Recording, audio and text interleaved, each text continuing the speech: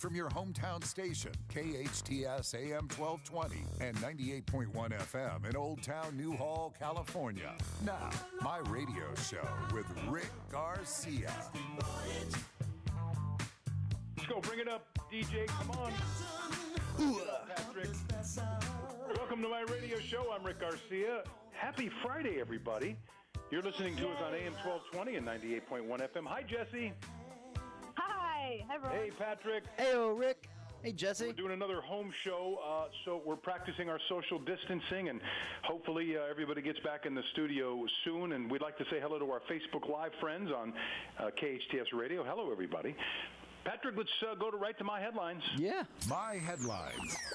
My headlines are brought to you by Frontier Toyota. Major League's baseball players will report to camp next week on July 1st. The players and owners agreed on a 60-game season that will start either July 23rd or the 24th and run through September 27th.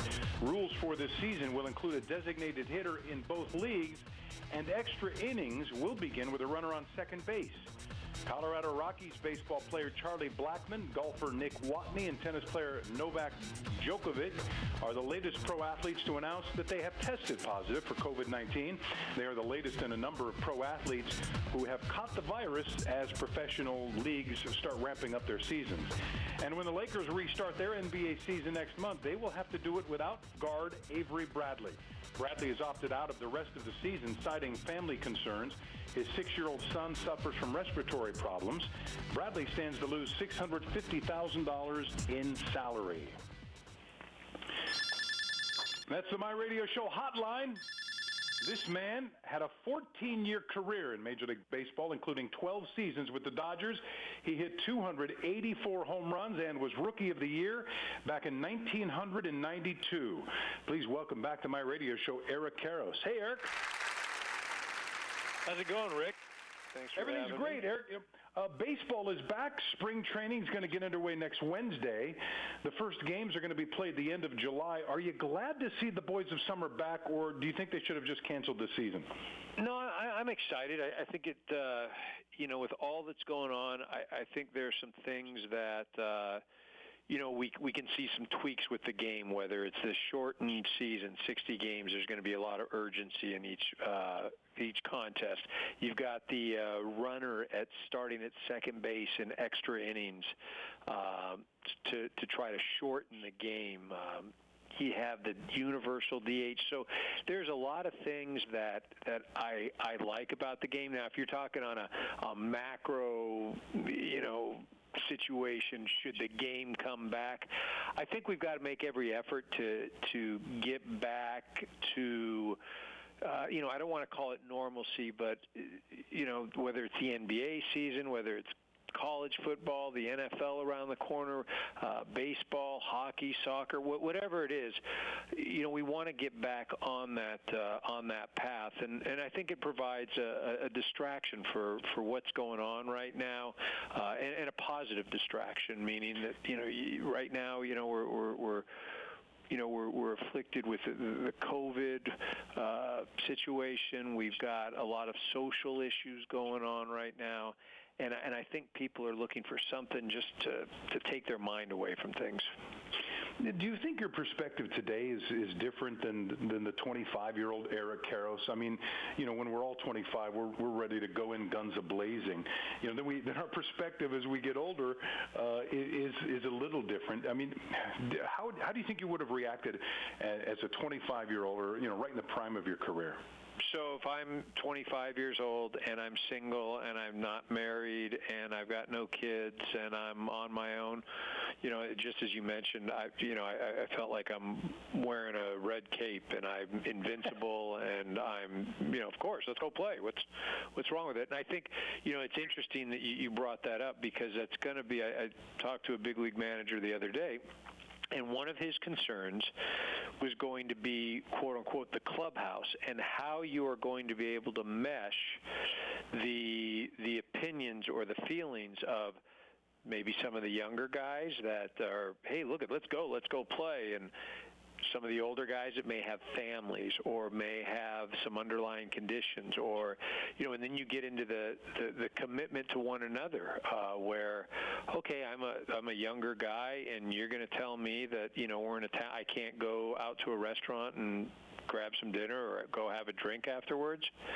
Well, I mean, in this situation, you can't, right? Because then you're putting the whole team at risk. So, those things are going to be, let alone playing, there are going to be a lot of issues that, managers and organizations are going to have to deal with, and people are going to have to come to a consensus if they want to succeed. Former Dodger Eric Karros on my radio show. It's interesting. I think getting out there and playing is one thing, and then what happens, because we know that there will be some guys that test positive at some point. It happened in golf recently with Nick Watney on the tour, and now we've seen 3 or 4 people drop out of tournaments. How do you think baseball should handle that? At what point do you say, all right, maybe we need to just stop completely, or is it one of those we learn to live with it, and then you just like when you had the flu in your clubhouse when you played, you sent the guy home or back to the hotel room, and he just basically self-isolated? Right. I don't think there are any absolute answers, and it's going to be a judgment type deal as you hit each of these, I guess, roadblocks, obstacles. Initially, if it's one guy here, one guy there, you try to protect the organization, you try to protect the people around them, and hopefully you can isolate those things. Now, if you try to do that and you can't, then obviously other measures have to be taken, and obviously the most extreme is, hey, look, we got to shut it down, and you just don't know where this thing is going. There are all types of projections. You're looking right now where it feels like, well, not feel, but things are spiking, and so what is that? Is that because of reopening? Is that because there's been more interaction over the past few weeks? Is that why?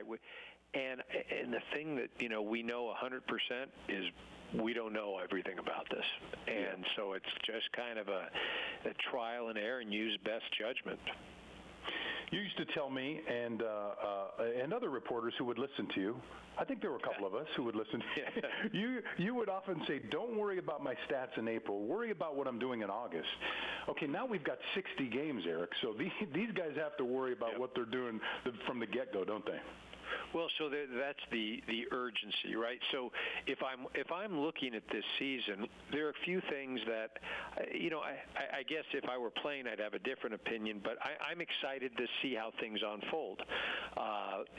Again, 60 games, you don't have room for, hey, it's going to take me 30 games to get going. It's going to take me 40 games to get going. You've got to be ready from the get-go. If you're not playing well, does the manager make a switch? Because you're not going to have time to play your way out of it. If you start slow as an organization, do you, I don't want to say raise the white flag, but, what do you do the remaining 40 games? Because you could theoretically be out of it after 20 games. There's so many different things that will make this interesting to watch, because it's an unknown. We can't say, well, based on our experience, blah blah blah. When there is no experience for this, and we're just talking about the playing part, which I think the playing part is going to be the least of the concerns, right? You're going to have what's the environment going to be like? What's the culture in the clubhouse going to be like? How are you mentally going to adapt to all of these things, which I think are going to play a much more crucial role than, is somebody driving the ball or is somebody's arm feel good? How about the whole baseball experience? I mean, being in a stadium with no fans whatsoever, how do you think that's going to play out? So that's, you're going to have to internally create that, the excitement. And again, over 60 games where you haven't been around the game, you just like anything, when things are taken away from you, you have a greater appreciation. The difference in this, though, it's not just, hey, I haven't played for a couple months and now I go back. It's, as you mentioned, one of the things, there aren't going to be fans, at least initially. And in some states, there won't be fans at all. There's got to be an internal clock. There's got to be an internal drive. There's got to be a responsibility to your teammates. There's got to be, which I think guys can thrive off of. And again, because it's only 60 games, maybe that you can do that. Well, if there were 162 games, I mean, I can sit here and say without question there were a number of times that it was the environment that created the energy, because, physically you're just not built, for 162 every day at, a high energy level. Former Dodger Eric Karros on my radio show with Rick Garcia. Okay, so let's get into some of the things that are going to change on the shortened season. And I guess my question for you is going to be on all of these points. Are we looking at things that could become permanent for Major League Baseball? Now, the traditionalists, or at least I used to think I was a traditionalist, and then I hear some of these ideas, and I'm like, that's, that could work. First of all, I don't know if you'll agree with me, I always felt, I'm going to ask you all three questions at the same time. I always felt the baseball seasons at 162 games were too long. That's just me, but I never had to play a full season. The DH, there are folks that think you should have had a full-time DH in both leagues a long time ago. And then this new idea of a runner on second base to start extra innings. It'll shorten the game that can otherwise be, some people might find too long to begin with. Could you go down each one of those and tell me if there's something there that you think is going to stick after this season's over? So the 162 games, I just can't see that changing, and because games are revenue, and I just can't see, whether ownership giving up another, giving up 15 games. I just do not see that happening. Maybe you get some pressure from networks that don't want seasons going into November, but I don't see that changing, not significantly. The DH, I don't believe you'll see pitchers hit again. I think that's right around the corner, universal DH, which I think is good for the game. I like to see a bit more offense. You can talk, what is the strategy? I mean, look at the whole idea of the strategy thing. There is also a strategy in the American League, because there isn't that automatic out, or theoretically that automatic out that you can navigate to. You can maybe leave your starting pitcher in longer. So I don't have a problem with that. In fact, I hope that happens. The starting a runner on second base to shorten the game. So if that's the reason you're doing it, to shorten the game, what if you have a well-pitched game and it's 2 hours and 20 minutes, right? And you and I have both been to 9-inning games that, especially if you were ever at Coors Field, it's, it could be 4 or 5 hours. So I'm not sure that the time thing necessarily is the right, quote-unquote, excuse. But I will say the use of players, pitchers, and how you can deplete a staff, that has nothing to do with if you played 2.5 hours or 4 hours. So I do like that. I think it'll be interesting to see how teams navigate that, because you start with a runner in second. Are you going to bunt them over right away? Is the defensive team going to intentionally walk a guy to create a force situation? That's going to be the thing that I'll be most fascinated to watch, because I think that as data is gathered, I think strategies may change.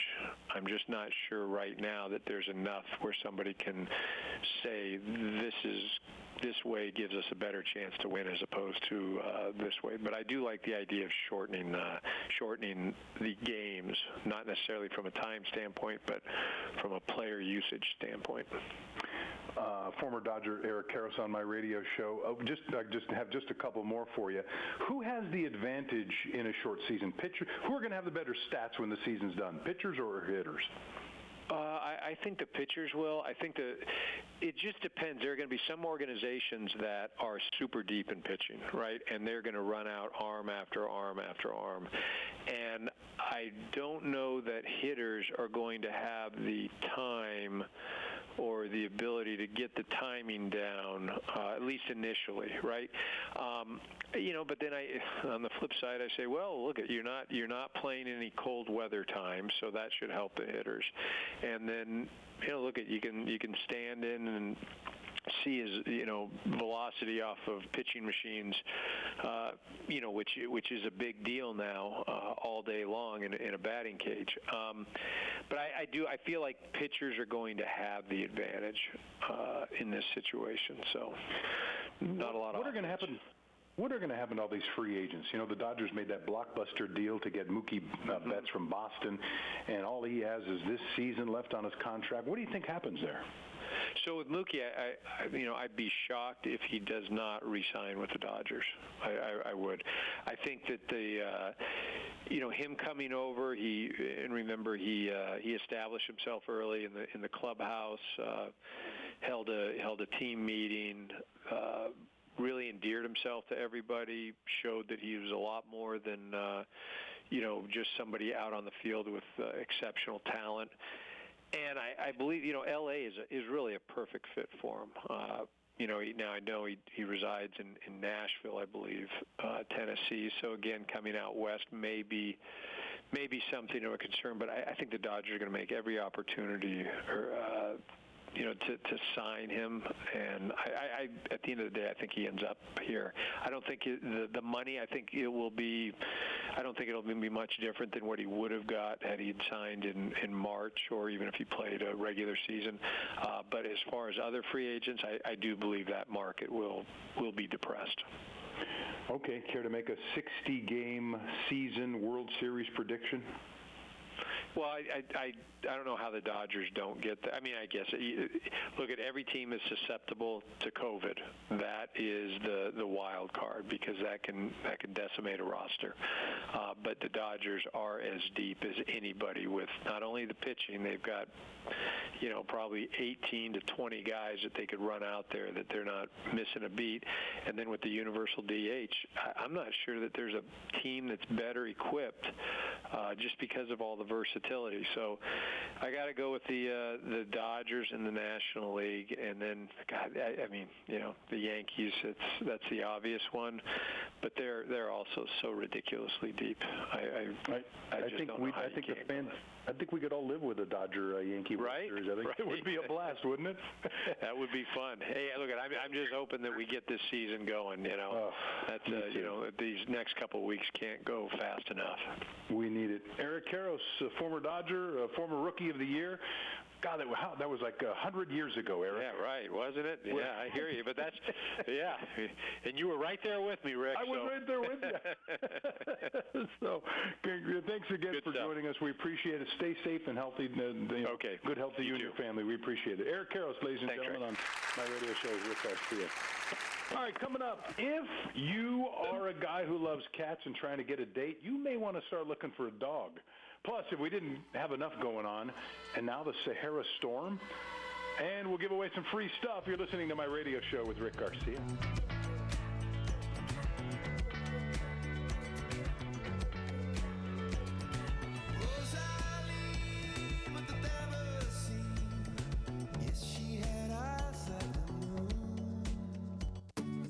Comfort Keepers provides your loved one with loving in-home care. Miles McNamara, certified senior advisor and owner of Comfort Keepers in-home care. Our caregivers can help you in your own home, enhancing independence, creating safety and comfort. Our Comfort Keepers provide companionship, meal preparation, medication reminders, assistance with personal care, and even transportation to doctor's appointments. If someone you love can use a helping hand at home, visit comfortkeepers.com. Or call 287-4200. Frontier Toyota, a proud supporter of my radio show with Rick Garcia, serving the Santa Clarita Valley for over 30 years. Experience Frontier Toyota's all-new hot and exciting 2020 Toyota lineup. Frontier Toyota, the Camry, Corolla, and Prius Kings. They're tops in Tacoma and Tundra trucks. Frontier Toyota, the new way of car buying. Shop from home at frontiertoyota.com or visit their showroom at Valencia and Creekside. Discover a whole new car buying experience with your friends at Frontier Toyota. We all know sometimes people lose their way. If you or someone you know is struggling with addiction, the Way Out Recovery SCV may have the answers you've been waiting for. The Way Out is the premier intensive outpatient treatment center serving Santa Clarita. Asking for help is the first step. Call The Way Out today, 661-296-4444. That's 296-4444 for a private free assessment. The Way Out is an accredited, affordable outpatient program that accepts most insurance. Call us at 661-296-4444 or check us out online at thewayOutRecoveryscv.com. Quit battling with yourself. Ask The Way Out for help today. Hometown. All day long, constantly. Your hometown station, 98.1 FM and AM 1220. This is Jade Abishon with the KHTS News Team, bringing you your hometown weather report. Friday is shaping up to be warm and sunny with highs in the high 80s and overnight lows in the low 60s. Expect some cooler weather over the weekend with highs in the 70s. For anything and everything Santa Clarita Valley related, head on over to hometownstation.com or follow us on social media at KHTS Radio. 98.1 FM and AM 1220.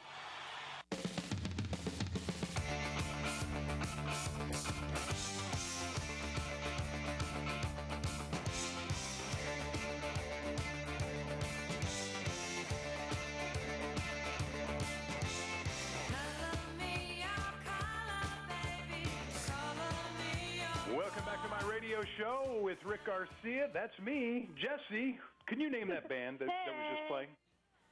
Oh my gosh. Hey, Patty, you want to help me out here? Come on, Jessy. Come on, Jessy. You're such a blondie here. Come on. Oh my gosh. I have no idea. Rick, did you... Patrick, you know because you have the music in front of you there. Okay, so Jessy... Would you have known that song? No, God, no. There's no way. Okay, so Jessy...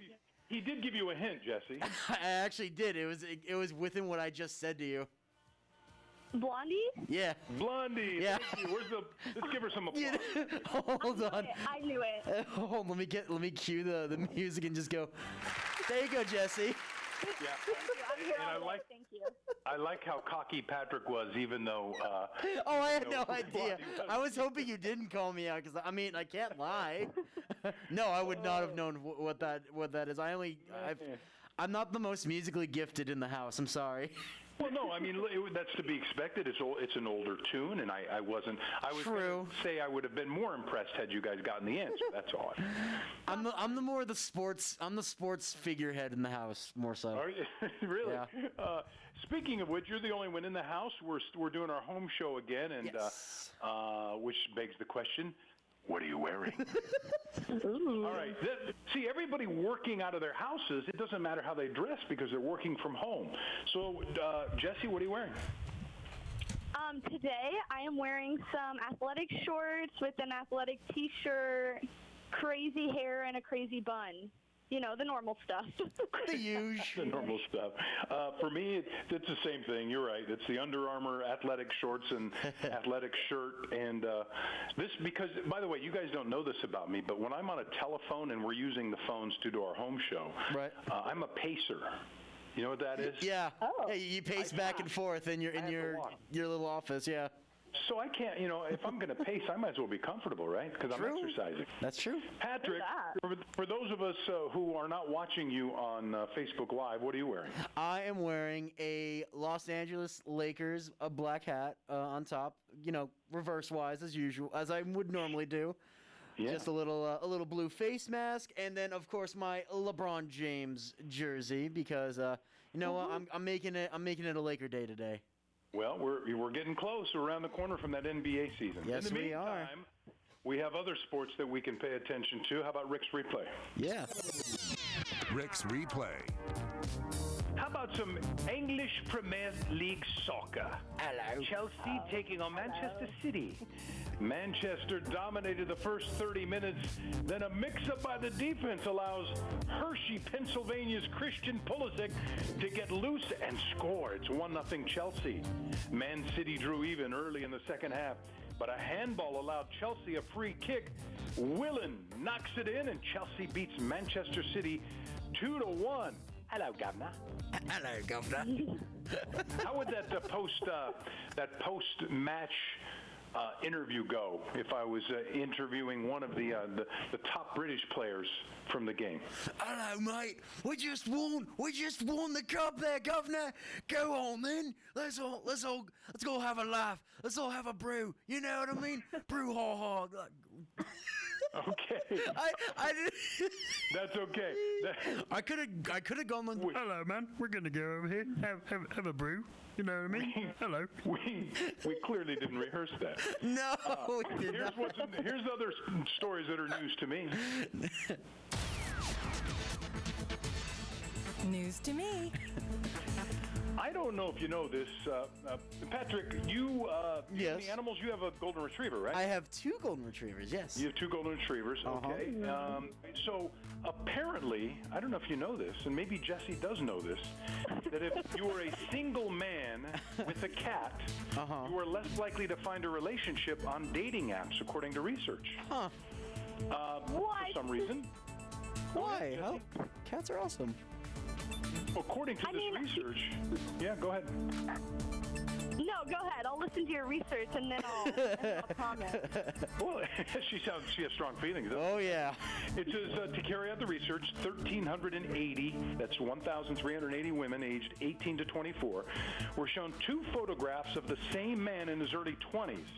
In one photo, he was holding a tabby cat, and in the other photo, nothing. And basically, the feeling was that the man with the cat they found to be less masculine, and so therefore they did not choose that photograph when it came down to setting up a date. Okay, Jessy, the floor is yours. It's so funny because if I had to choose between cats or dogs, I would choose cats. But if I saw a man with a cat or a man with a dog, I would choose the man with the dog. So it's weird. I don't know why. It's just something psychologically.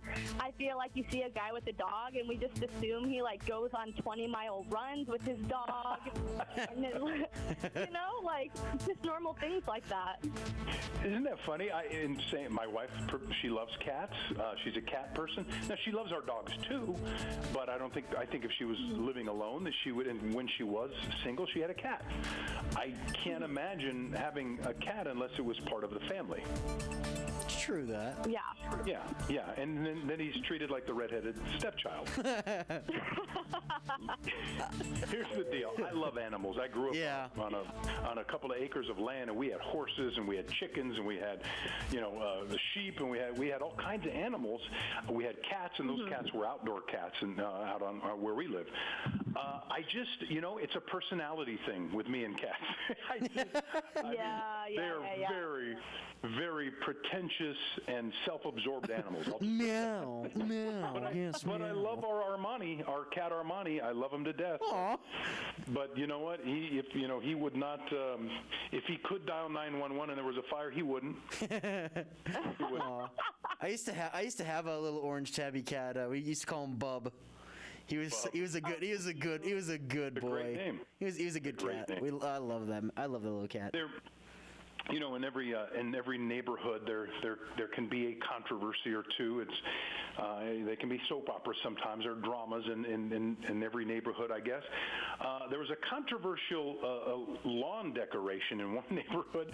A woman, she thought she had what looked like a cute frog holding a jar, and she put it out in the front of her house. And apparently one of the neighbors complained to the HOA, saying that when she would take her daughter for a walk down the street, her daughter would be scared to death and wouldn't walk down the street anymore. And the HOA contacted the woman, and she was really upset that I don't want to get rid of my beautiful frog in my front lawn. And then her husband said to her, "You need to get rid of that frog in the front lawn. That is one ugly, creepy frog." So eventually, oh my gosh! Eventually, she agreed to get rid of the frog. I want to know what it looks like, because I could if it was that creepy, I'd be like, yeah, heebie-jeebies. There are other things I think I've seen in front lawns that are a little creepier. Those little knolls, or what are those little? The gnomes. The gnomes, yeah. Those are creepy. They can be. Oh, I love a With all good due gnome. respect. I'm not gonna lie. I see them in like home improvement stores all the time. They creep me out.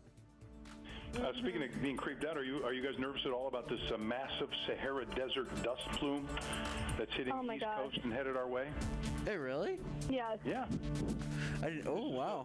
That's story. There's creepy. a dust storm that it actually came in from the Sahara Desert. It worked its way across the Atlantic Ocean, thousands of feet above the ocean. They're saying that at some point, some peaks of this thing, it can get as high as 20,000 feet. Wow. And it's a gigantic dust storm. They say we haven't had an event like this in 50 years. Now, it's hitting the East Coast, and what's interesting about it is it does make for some amazingly beautiful sunsets and sunrises. And so sounds about right. That part is interesting, but it's not good for your health especially if you have respiratory problems, and we're already dealing with a virus. Now, in certain parts of the country, they do deal with this semi-regularly. It's not to this scale, but they do have large dust storms, for example, in Arizona. When they come in, they'll just blow through a town, and they're called haboobs. It's the Middle Eastern name for these things, called haboobs. I remember the first time I said that, I had to say that as a news anchor on the air. I thought, somebody's pulling my leg. That's not really the name of this thing, is it? Some writer's just sneaking that word in to make me look foolish. But that is what they call them. And in the case of this Sahara dust plume, it's supposed to be gigantic, and it's starting to hit the East Wow. Coast. There you go. Interesting. You guys want to give away some free stuff? Yeah, let's do it. Free stuff. All right, the first person to call 661-298-5487 or post us on Facebook Live at KHTS Radio with the right answer to my question will win a $25 gift certificate from Western Bagel. Baseball fans eat enough of this food that it can stretch from Dodger Stadium in Los Angeles to Wrigley Field in Chicago. Name the food. Would it be a bag of peanuts, hot dogs, Cracker Jack, or sushi? And imagine just lining up one of those foods back to back. It would stretch from Dodger Stadium to Wrigley Field in Chicago. And if you're the first person to call with the right answer to 661-298-5487 or post us on Facebook Live at KHTS Radio with the right answer, you will win a $25 gift certificate from Western Bagel. Which of these foods, if you lined them up, baseball fans eat so many of them that you could stretch them from Dodger Stadium in Los Angeles to Wrigley Field in Chicago. Name the food. Is it a bag of peanuts, hot dogs, Cracker Jack, or sushi? Good luck. Coming up, he was Batman before. Could he be Batman again? Who's rumored to be coming back to the role. Plus, an update on the next Halloween movie. You're listening to my radio show with Rick Garcia. Thinking about the way I was, did the heartbreak change me? Maybe, but look at where I ended up. I'm all good, There are times when nothing else will do because you know exactly what you want. You want the Alamo, the taste of true Mexican cooking at its best. At Alamo, you're treated to a taste that is truly Mexican with an atmosphere to match. Enjoy a Cadillac margarita, try a mucho burrito, or sizzling fajitas. Voted the best Mexican food in the SCV and a favorite of former supervisor Mike Antonovich. Alamo Rotisserie in Granary Square, serving Santa Clarita for over 30 years. All right, great practice. It's time to clean up now. Who wants to help clean up the dugout? Choose me. Bottles and cans are worth real money. That's right, Los Angeles County. Recycling beverage containers puts cash back in your pocket, and it's great for the environment, too. Every year, more than 24 billion CRV-eligible beverage containers are sold in California, and nearly a quarter of them end up in landfills, where they can take more than 100 years to break down. Do your part and recycle your beverage containers. Visit cleanla.com to find out more. A public service message from the city of Santa Clarita. 98.1 FM and AM 1220. The coronavirus has put us in a position of creating a new normal. Family Law at Home understands. Their goal is to meet you in the safest place possible. And these days, that might be in your own home in a virtual meeting. Family Law at Home will provide you with immediate advice on your family law matters, such as divorce cases, child custody disputes, and domestic violence. It's as easy as going to FamilyLawAtHome.com. You'll choose your own consultation date and be in immediate contact with one of their esteemed attorneys. Family Law at Home handles the legal aspect while you and your family navigate the new chapter in your lives. Go to FamilyLawAtHome.com. Why did Mercedes-Benz of Valencia win the Dealer of Excellence Award in 2019? Because we strive to provide the most outstanding sales experience. Mercedes-Benz of Valencia COO Chris Paz. We know you have high expectations. Our stellar team will meet and exceed your expectations. That's why we were named Mercedes Best of the Best, placing us in the top 10% of all Mercedes dealers nationwide. Find out how you can lease a new Mercedes for unbelievably low monthly payments. Details at mbzvalencia.com. All local, all day. I could not have gotten through these last 2 months if it wasn't for KHTS. 98.1 FM and AM 1220. You're preaching to the choir, hating on yourself. Quit playing with your mind, you're spinning. If you think that I'm a lie, just try it for yourself. I know what that means. Who am I? Right. Who am I? Celebrity birthdays. All right, Yes. Jessy, fire away. Okay, this first one is a reality TV star known for drama with her many sisters, some of which are models, makeup entrepreneurs, or wives of rappers. Kim Kardashian? No. Okay. She has a TV show about her and her sisters on E! Network. As of recent years, she has become known for her lifestyle of fitness, leading to a changed image of health and wellness. She was also known for her previous marriage with Lamar Odom, but had a baby in 2018 with Tristan Thompson. Khloe Kardashian? Yes. Ding. Okay, I you knew were it off. was a You were off by Kardashian. one Kardashian. I was off by one Kardashian. There's so many. It's okay. And we forgot about poor Courtney. She probably doesn't get enough attention. No. All right, this next one is an actor most known for his starring role in Nickelodeon's Drake and Josh. On the show, he was one of the leads and also sang the theme song of the program. Other Nickelodeon roles include those on The Amanda Show and also The Fairly Odd Parents. He began his career with an appearance on Home Improvement and was also the voice of Peter Parker / Spider-Man in Ultimate Spider-Man on Disney XD. All right, let me take a stab, and because obviously it's either Drake or it's Josh. Is it one of them has the last name Bell? Is it Josh Bell? No. Is it Drake Bell? Yes. That's a ding. Not too bad. Josh Bell. I'm like, no. Okay. I'm like, close. I was close. All right. You get the that's 2 for right in 2. Your wheelhouse. You guys, I'm guessing both of you guys watched that show. Oh, religiously, Yes. I watched that show. God. Obviously. Obviously. This next I could quote that so much. It's still Hob. All right, go ahead. This last one is a comedic actress, most known for her role as Kelly Kapoor in The Office. On this show, she also served as a writer, executive producer, and director. For her work on the series, she was nominated for a Primetime Emmy Award for Outstanding Writing in a Comedy Series and 5 times for Outstanding Comedy Series. She also created, wrote, produced, and starred in a Fox series titled After Herself, which ran from 2012 to 2017. Other projects she has created are the NBC sitcom Champions, the Hulu miniseries For Weddings and a Funeral, and the Netflix series Never Have I Ever. She has also performed... Here's the problem, and I keep waiting that there's going to be another clue that's going to jog my memory. I didn't watch a lot of The Office. I did not watch. Oh my goodness! I have to admit, for shame. I didn't. And by the way, a lot of great stars came out of that series, right? I could name a lot of them. You know, John Krasinski, Rainn Wilson, Steve Carell was already known because of his work on Jon Stewart, but I can't name anybody beyond that. Okay, Patrick, you know the answer, right? I do know the answer. Yes. Go ahead, Patrick. It is Mindy Kaling. Mindy Kaling. Correct. All right. But Rick, unfortunately, you get the. What? I heard that. Did you say that out loud? Yeah, of course, Rick. You get the. Oh my gosh! You got to rub it in, don't you? Just have to rub it in. All right. What do you say we do my headlines? Sure. My headlines.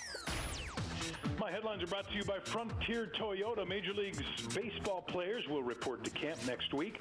On July 1st, the players and owners agreed on a 60-game season that will start either July 23rd or 24th and run through September 27th.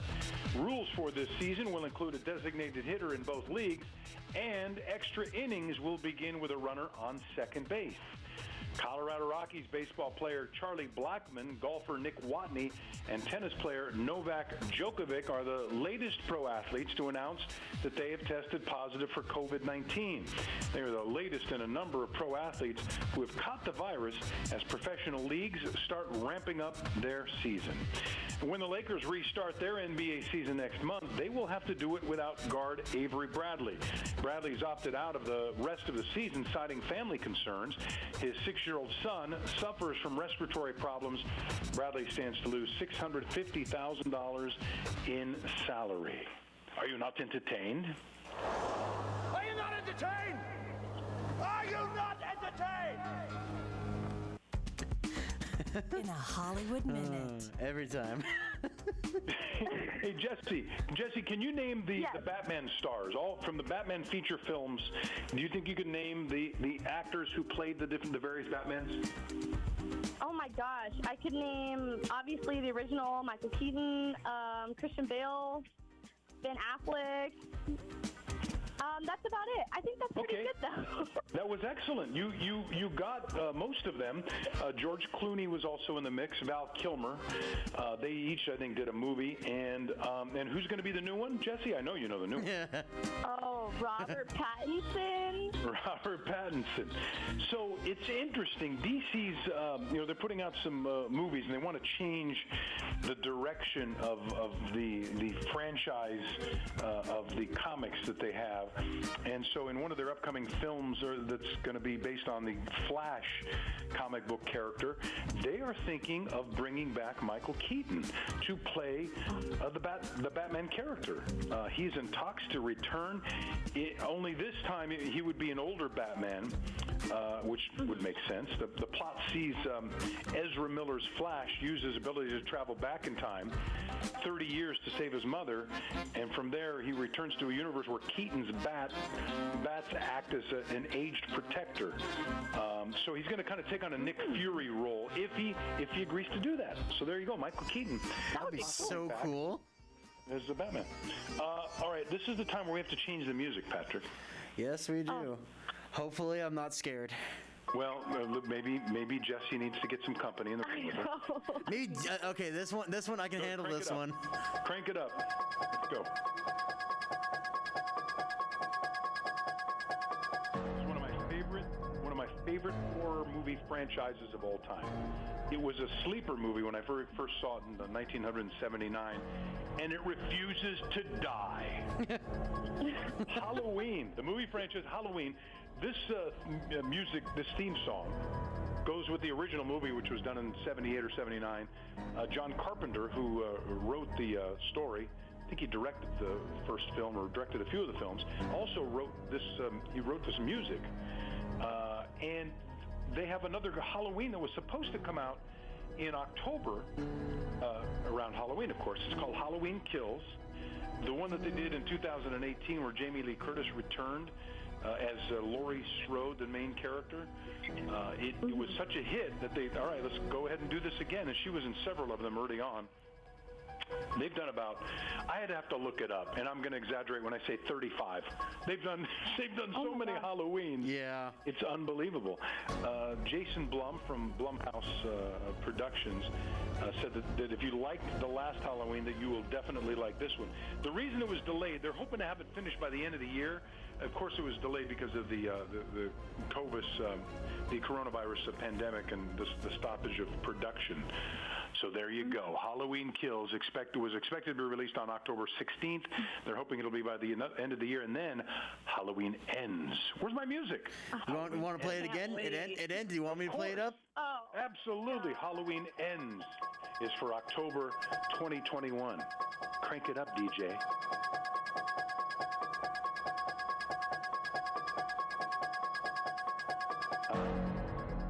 That's a frightening movie theme. And you know, when you go, anytime you went to, you guys might remember it more, not so much from the movies, but just when you go to Magic Mountain or you go to a carnival or a fair where they would play that music, right, to kind of scare you in it. Yeah. I mean, it's scary. It definitely gives you that feel. It still does not get me terrified.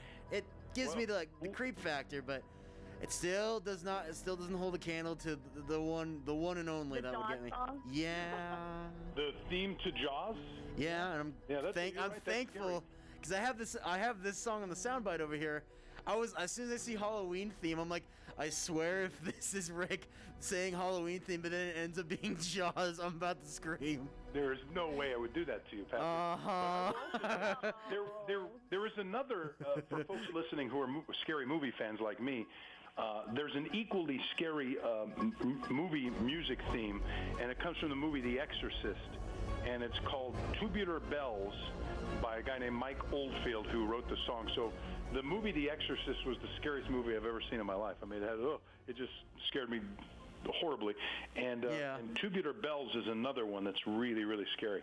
All right, let me tell you this quick story about Quentin Tarantino, the story about how he said he stormed out of a meeting one time. Universal Studios had pitched the idea that they wanted to take his movie Hateful Eight. I don't know if you saw that movie with Samuel Jackson. I love that movie. That's awesome. They came up with the idea that they said, listen, we'd like to make your movie, but we want to release it on iPhones. We want to release the movie on iPhones. And I guess before they went any further, he walked out of the meeting saying, what are you, nuts? I'm not putting my movie on iPhones. And, you know, recently, because of the fact that movie theaters have been closed, movies have been getting released straight to the on demand, you know, and that's one thing. And I know that you kids don't mind watching stuff on your laptops. Absolutely not. Some people. And are you okay watching them on your phones too? Yeah. For sure. I can't get used to that. Here's the thing. I just think that's wrong. Have you ever seen the great commercial, that movie theater ad commercial where they zoom in on a computer and you see the computer blow up? You don't get if you're watching an epic film like Star Wars, for example, Patrick, I know that's one of your favorites. Yes. Why on earth would you watch that on an iPhone? I mean, it depends on the location. Like if I'm in my own leisure in my own house, yeah, I'll go into the living room and like with the speakers and the big TV, like I'll do that. Absolutely. But if I'm not at the comfort of my own home, yeah, I'll watch it on my phone. Jessy, where do you watch where's most of your viewing pleasure take place? Like what Patty said, it depends. Like sometimes I'm on road trips if we're going to and from places, so I really don't mind if I'm watching this big cinematic film on my 4-inch screen. But my mom says the same thing. She's like, why do you enjoy holding that phone up to your face? Like that's not fun. And I'm like, I don't know, I don't mind. You know, part of and that's why I miss. One of the things I miss most during this pandemic is not being able to go to the movie theater. I mean, I just love the movie theater experience and the sound and the way it feels. And I know it's a generational thing, but there's something to be said for the quality of what you're listening to and looking at and the whole experience. Now, I've gotten used to watching movies on planes when I take a trip, but that's more of a case of I'm trying to distract myself because I'm a nervous flyer. But I still, if it's an epic kind of a film that has great cinematography and sound and all the bells and whistles, I've got I'm lucky we have a couple of large TVs over here with the surround and all that stuff. But even then I feel cheated sometimes. I'd rather be in a movie theater. So there you go. You guys are okay with it, and your kids will be watching it some other way, probably some three-dimensional. Being in the house, right? Yeah. All right. Let me tell you quickly what's on demand. You Should Have Left. It's rated R. It's a horror mystery, an hour and 33 minutes. Stars Kevin Bacon, Amanda Seyfried, and I know we're getting close to a break, aren't we, Patrick? Yes, we are. Okay. Also, a movie called Burden. It's rated R. It's a drama. It's an hour and 57 minutes. Stars Garrett Hedlund and Forrest Whitaker.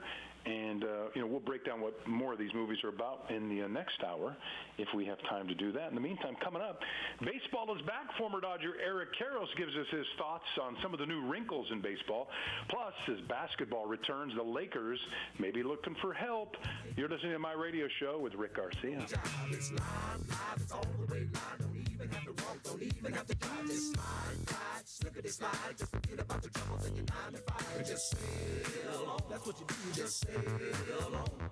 Now the dude's so funky, hey, what do you think? What is it called? It's called a lakeside stank. Come along and ride on a fantastic voyage. I'm the captain of this vessel.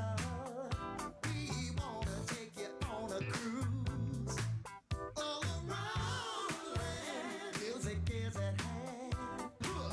We wanna play it for you. You see, want to be. The best live theater can be found right here in the Santa Clarita Valley. The Canyon Theater Guild has been entertaining audiences for decades with top quality musicals and plays. Located on Main Street in Old Town Newhall, CTG also offers workshops for the young actor in your family. For more information, call the box office at 799-2702 or go online to canyontheater.org. Why did Mercedes-Benz of Valencia win the Dealer of Excellence Award in 2019? Because we strive to provide the most outstanding sales experience. Mercedes-Benz of Valencia COO Chris Paz. We know you have high expectations. Our stellar team will meet and exceed your expectations. That's why we were named Mercedes Best of the Best, placing us in the top 10% of all Mercedes dealers nationwide. Find out how you can lease a new Mercedes for unbelievably low monthly payments. Details at mbzvalencia.com. We all know sometimes people lose their way. If you or someone you know is struggling with addiction, the Way Out Recovery SCV may have the answers you've been waiting for. The Way Out is the premier intensive outpatient treatment center serving Santa Clarita. Asking for help is the first step. Call The Way Out today, 661-296-4444. That's 296-4444 for a private free assessment. The Way Out is an accredited, affordable outpatient program that accepts most insurance. Call us at 661-296-4444 or check us out online at thewayoutrrecoveryscv.com. Quit battling with yourself. Ask The Way Out for help today. Frontier Toyota, a proud supporter of My Radio Show with Rick Garcia, serving the Santa Clarita Valley for over 30 years. Experience Frontier Toyota's all-new hot and exciting 2020 Toyota lineup. Frontier Toyota, the Camry, Corolla, and Prius Kings. They're tops in Tacoma and Tundra trucks. Frontier Toyota, the new way of car buying. Shop from home at frontiertoyota.com or visit their showroom at Valencia and Creekside. Discover a whole new car buying experience with your friends at Frontier Toyota. KHTS AM 1220 and 98.1 FM Santa Clarita. It's 2 o'clock. Time for national news on KHTS. A renewed appeal to the American public. I'm Lisa Brady, Fox News. Federal health officials pleading with people to social distance and wear masks to help stop recent coronavirus outbreaks in some states from spreading. Florida and Texas both taking steps today to rein in crowded bars. Community transmission is being driven by that 18 to 35-year-old group. But Florida Governor Ron DeSantis is not imposing a mask mandate. President Trump acknowledging work to do on the virus, vowing to get it done. We have a problem that has about 22 different names, but I'll just call it the plague. But he remains optimistic for the economy's recovery. Surging coronavirus cases, sinking stocks, though, the Dow dropping 730 points, still over 25K. The president loses a round in a lawsuit over funding for the wall along the Mexican border. A federal appeals court panel says the administration lacked the authority to transfer over $2 billion in defense funds. Renewed pushback in Minneapolis over an effort to dismantle the city's police department. After the Minneapolis City Council voted unanimously to approve a radical proposal to change the city charter that would allow voters this November to do away with their police force. Embattled Mayor Jacob Fry posed some questions to the Democratic-led City Council. What are we talking about here? Is this about reductions in staff, or is this a wholesale elimination of police response to violent crime? I still can't answer that question. The mayor is against dismantling police, and the measure faces an uphill battle before hitting the November ballot. The effort following the death of George Floyd and riots that led to hundreds of millions of dollars in damage. Jeff Manasso, Fox News. The police chief in Springfield, Illinois, just confirming 2 people killed in a warehouse shooting. The suspected gunman found dead. America is listening to Fox News. I'm Nick Soboleski, a Select Quote agent with a true story that could save you hundreds of dollars a year. A woman named Linda just called. Her husband, Ray, has a $300,000 group life insurance policy, but is changing jobs and can't take it with him. Well, I shopped the many highly rated term life insurance companies we represent and found Ray, who is 41 and takes medication to control his cholesterol, a 10-year, $500,000 policy for under $27 a month. That's almost twice the coverage for less than half of what he had paid. If SelectQuote hasn't shopped for your life insurance, you're probably paying too much. For your free quote, call 800-597-0315. That's 800-597-0315. 800-597-0315. Or go to SelectQuote.com. Since 1985, we shop, you save. Get full details on the example policy at SelectQuote.com/commercials. Or price could vary depending on your health, issuing company, and other factors. Not available in all states. A first in the U.S. House, passing legislation that would make Washington, D.C. the 51st state. A mostly party line vote approved a D.C. statehood bill introduced by the district's non-voting congressional representative Eleanor Holmes Norton.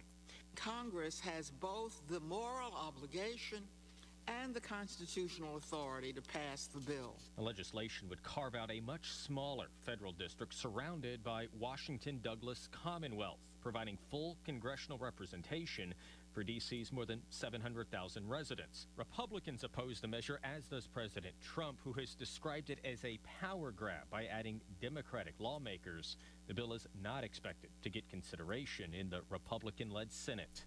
Jared Halpern, Fox News. Facebook, which is still declining to fact-check political ads, now says it will label all newsworthy posts from politicians that break its rules, including posts from President Trump. This amid concern about voting-related comments after Twitter added a Get the Facts label to the president's claims that mail-in ballots will lead to voter fraud. In addition to its new warnings, Facebook says it will ban false claims intended to discourage voting. But the company still faces a growing boycott. Unilever pulling ads from Facebook, Instagram, and Twitter for at least the remainder of the year. The consumer goods company joins a group of civil rights organizations and brands, including Verizon and REI, boycotting Facebook's policies, calling on the site to do more to stop the spread of misinformation and hate speech. Unilever, the first to pause ads on Twitter. Twitter says its policies and platform capabilities are designed to protect and serve the public conversation. Facebook says it's focused on the important work of removing hate speech, adding it aims to be a force for good. Fox's Kristen Goodwin. I'm Lisa Brady, and this is Fox News. No contract pest control. Did you hear that? Yes, Unipest has no contract, low impact, affordable, and environmentally and family friendly pest control options with orange oil or other family friendly products. Whether it's ants, spiders, gophers, termites, or bed bugs, Unipest Termite and Pest Control has an effective, eco-friendly option for you. Call Unipest today for a free orange oil inspection at 661-BUG-7575 or visit unipest.com. This is Bradley Gross from Santa Clarita Grocery. Santa Clarita Grocery serves fresh groceries to families, individuals, and those experiencing homelessness. At Santa Clarita Grocery, out of every dollar donated, a full 99 cents goes directly to the needs being addressed. As an all-volunteer-led organization, we operate on a 1% overhead, receiving no government funding for our operations in the community, resulting in us being one of the most efficient charities in the Santa Clarita Valley. If you're looking to support the good for our community, please consider partnering with us by donating to Santa Clarita Grocery. What is donated is specifically kept in the Santa Clarita Valley, helping over 3,000 families, including 5 other community charities. Please visit our website, santaclaritagrocery.org, or visit us on social media or call us at 425-7575. That's 425-7575. This is a Rita's Daybreak. There's a huge crowd at Rita's. With so many amazing flavors, every day's a treat. Let's see what folks are celebrating. I lost my first tooth. No more training wheels. My dog photo got 37 likes. 3 kids, 3 activities, 0 meltdowns. There you have it. Layer it, blend it, or drink it with Italian ice and creamy custard. So many reasons to celebrate at Rita's. This has been a Rita's Daybreak. Why did Mercedes-Benz of Valencia win the Dealer of Excellence Award in 2019? Because we strive to provide the most outstanding sales experience. Mercedes-Benz of Valencia COO Chris Paz. We know you have high expectations. Our stellar team will meet and exceed your expectations. That's why we were named Mercedes Best of the Best, placing us in the top 10% of all Mercedes dealers nationwide. Find out how you can lease a new Mercedes for unbelievably low monthly payments. Details at mbzvalencia.com. Hey there, it's Tori with your hometown station. Weather, beautiful day today. Sunny skies, highs in the low 90s. For anything and everything Santa Clarita Valley related, go to hometownstation.com or check us out on Facebook at KHTS Radio. 98.1 FM and AM 1220. My Radio Show with Rick Garcia is coming to you live from your hometown station, KHTS AM 1220 and 98.1 FM in Old Town Newhall, California. Now, My Radio Show with Rick Garcia. Come on, MC, bring it up. Crank that up for a little bit. Patrick, you dancing in the studio there? I'm bobbing my head up and down, if that counts. I mean, I can't really dance. Well, that probably goes without saying. No, not okay. I didn't mean like that. Now, Jessy, how about you? Are you bobbing and bouncing around over there? Oh my! I'm break dancing, moonwalking, all the above. Okay, so I was dancing. I was just dancing. If you caught me on the delay, I was dancing a little bit. Just. I like that. Good for you. There we go. Welcome to My Radio Show. I'm Rick Garcia. You're listening to us on AM 1220 and 98.1 FM. Also, hello to our Facebook Live friends at KHTS Radio. You can also find My Radio Show on YouTube, the My Radio Show podcast, which you'll see at hometownstation.com. And don't forget the KHTS Radio app. You can listen to some great music and programming all morning, noon, and night from anywhere in the world. So there you have it. Jessy Holland is with me. Patrick Suika, you guys doing well? Doing fantastic, Rick. It's a fantastic Friday. I'm glad everybody's happy and healthy. How about my headlines, Patrick? Yes, sir. My headlines. My headlines are brought to you by Frontier Toyota. Major League Baseball players will report to camp next week on July 1st. The players and owners agreed on a 60-game season that will start either July 23rd or the 24th and will run through September 27th. Now, rules for this shortened season will include a designated hitter in both leagues, and extra innings will begin with a runner on second base. Colorado Rockies baseball player Charlie Blackmon, golfer Nick Watney, and tennis player Novak Djokovic are the latest pro athletes to announce that they have tested positive for COVID-19. They are also the latest in a number of pro athletes who have caught the virus as professional leagues start ramping up their seasons. When the Lakers restart their NBA season next month, they will have to do it without guard Avery Bradley. Bradley has opted out of the rest of the season, citing family concerns. His 6-year-old son suffers from respiratory problems. Bradley stands to lose $650,000 in salary. Are you guys excited that we're actually going to have a baseball season? Very excited. Yes. Finally, it's happening.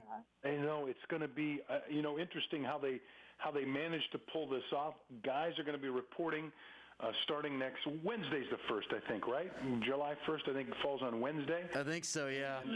it looks like they're all going to report to their stadiums. So they'll report to empty stadiums on July 1st. Again, as I mentioned, opening day is either going to be the 23rd or the 24th. And so here's what's going to happen with Major League Baseball. I'd love to know, Jesse and Patrick, what you guys think about some of these rules changes. First of all, they're going to take all the divisions in each league. So the National League is just going to be like one big division. The American League will combine all their divisions and make it one big division.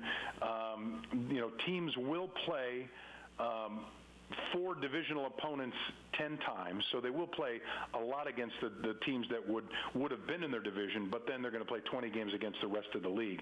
Now, here's the thing. The American League has a designated hitter. They have for a long time. The National League, which uses a DH now when they're in American League Park, they will have it for the entire 60-game season.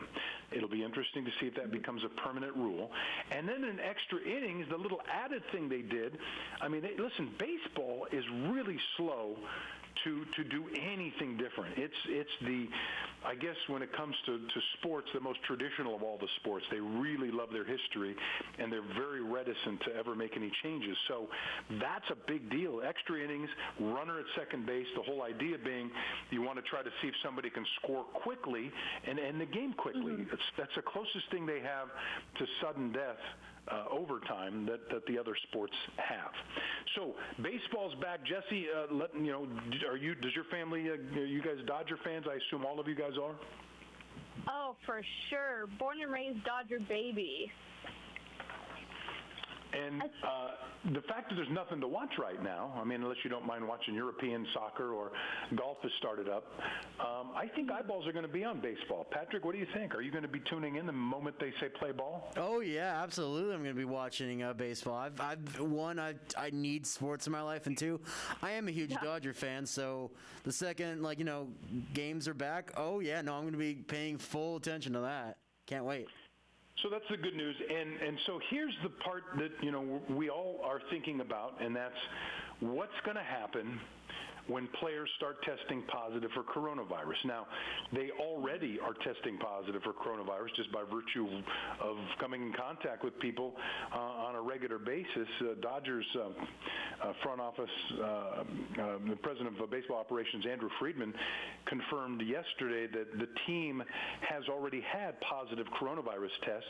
Now, he wouldn't clarify whether it was any players or whether it was just employees, but they have had a part of their organization affected by coronavirus.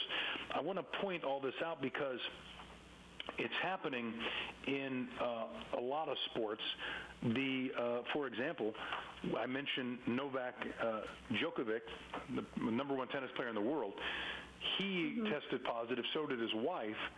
And that comes from, I shouldn't laugh, but it comes from a series of exhibition matches that he decided to organize against a lot of people's wishes in Serbia and Croatia. And then at least 4 players so far from that tournament have tested positive. I'm assuming that there will be more that will be testing positive. Now, that's kind of a test case for baseball. And we talked to Eric Karros. He joined us live in the 1 o'clock hour.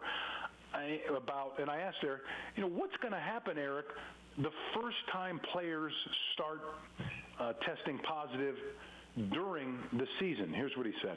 I don't think there are any absolute answers, and it's going to be a judgment-type deal as you hit each of these, I guess, roadblocks, obstacles. Initially, if it's one guy here, one guy there, you try to protect the organization, you try to protect the people around them. Hopefully you can isolate those things. Now, if you try to do that and you can't, then obviously other measures have to be taken. And obviously the most extreme is, hey, look, we got to shut it down. You just don't know where this thing is going. That's former Dodger Eric Karros, and he's right. The closest we're getting to an example of how this is going to work is probably, in this country, is probably the PGA Tour. And on the PGA Tour, a professional golfer, since they've started now for a couple of weeks, and in fact, I think, didn't they have on their second tournament, was that in Texas where they allowed to have some fans come to the tournament? Correct me if I'm wrong. Oh, yeah.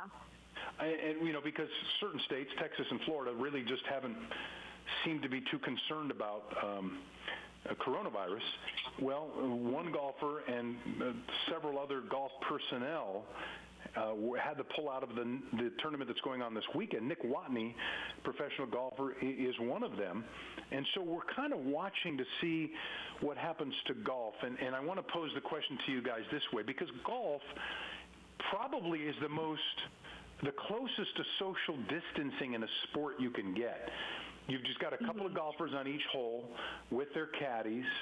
And if you do it like some tournaments where they do not allow a gallery to join, and you make the caddies wear masks, and gloves, and they're the only ones that pull the golf ball out of the hole or things like that. You can see where you can kind of control this a little bit, and so far it's been a little bit of a challenge for golf. The game goes on. My question for you guys is Jessy, if you as a college soccer player, I'm just wondering. What your teammate Sarah is positive with corona. Would you find yourself wanting to continue the season, to wait and see if somebody else gets sick, or do you think you would want to stop playing? My heart would say I just want to keep playing. That's why I'm here, is to play, and I love to play the game. But in my head, I feel like I would ultimately choose to want to end the season just to keep everyone else around me safe, because if it's a player here, a player there, we can contain that a little bit easier than if we keep on playing for selfish reasons, I guess, because we want to play, and then it spreads. So that's just so hard, because I feel like the heart and the head would be in two different places. Well, and by the way, could anything be more important in sports than where your head is? I mean, it's such a mental part of athletics is so important. It really affects your physical play. And if you're kind of second guessing, or you're like the moment you're feeling a little warm, or I've got this little cough, or is that my allergies, or do I have? I can see where that could kind of mess with things a little bit.